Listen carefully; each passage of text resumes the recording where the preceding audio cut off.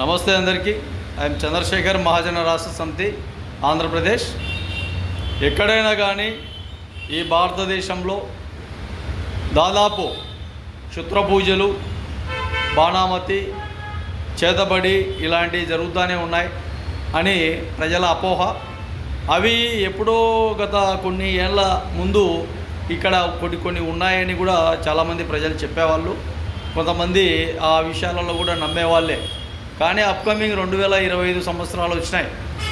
దాదాపు ఇలాంటివన్నీ నమ్మి ఎవరో ఇబ్బందులు చేస్తున్నారు అంటే మీకు తెలిసిన వ్యక్తులే, ప్రతిరోజు గ్రామాలలో చూస్తున్న వ్యక్తులే.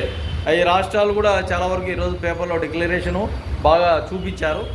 ఆ ఛత్తీస్గఢ్ కానీ, లేదంటే అస్సాం కానీ, లేదంటే జార్ఖండ్ కానీ, ఇంకొకటి కానీ, మహారాష్ట్ర చుట్టుపక్కల కొన్ని ఏరియాలలో, రాష్ట్రాలలో, ఈ మధ్య తెలంగాణ ప్రాంతంలో కూడా కొంత ఈ చేతబడి అవి ఇవి చేస్తారని ఇబ్బందులు గురి చేసే ప్రమాదం కూడా జరిగింది.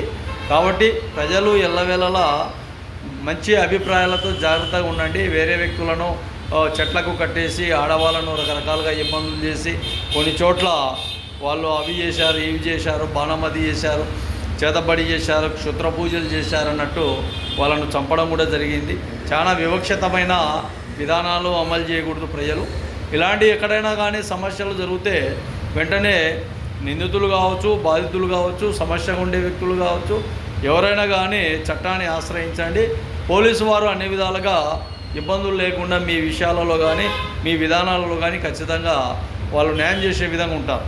కానీ అనుమానాస్పదమైన విధానాలతో వేరే వ్యక్తులను కొట్టడం, చేయడం, ఇబ్బందులు చేయడం, వాళ్ళని చంపడం, వాళ్ళని రకరకాలుగా కాల్చడం, పెట్రోల్ పోసి కాల్చిన రోజులు కూడా చాలా వరకు మనం పేపర్ స్టేట్మెంట్లో చూస్తున్నాం వేరే రాష్ట్రాలలో. కాబట్టి అలాంటి చర్యలకు పాల్పడకుండా ప్రజలు ఖచ్చితంగా జాగ్రత్తగా ఉండండి. ఇబ్బందులు లేకుండా చట్టం అన్ని విధాలుగా ఇబ్బందులు లేకుండా చూసుకుంటుందని కూడా మహాజన రాష్ట్ర సమితి తెలియజేస్తున్నాం. దయచేసి చేతబడి, అదేవిధంగా బాణామతి అంటూ, క్షుద్ర పూజలు అంటూ, ఇంకొకటి అంటూ చాలా వరకు కడప జిల్లాలో కూడా పొలతల అనే ఏరియాలో, అక్కడ పొలతల అంటే శివక్షేత్రం అంటారు చాలామంది.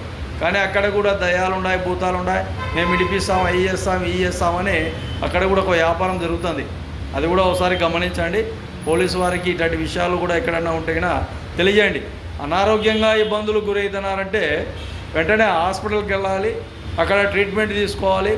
కడుపులో ఏముంది, ఒంట్లో ఏముంది, శరీరంలో ఏముంది అని తెలుసుకోవాలి. ఎక్స్రేలు ఉన్నాయి, స్కానింగ్ ఉంది, సిటీ స్కానింగ్ ఉంది, ఎంఆర్ఐ స్కానింగ్ ఉన్నాయి, ఇన్ని ఉన్నాయి. కానీ మీరు పొరపాటు పడతారు. జాగ్రత్తగా ఉన్నాయి.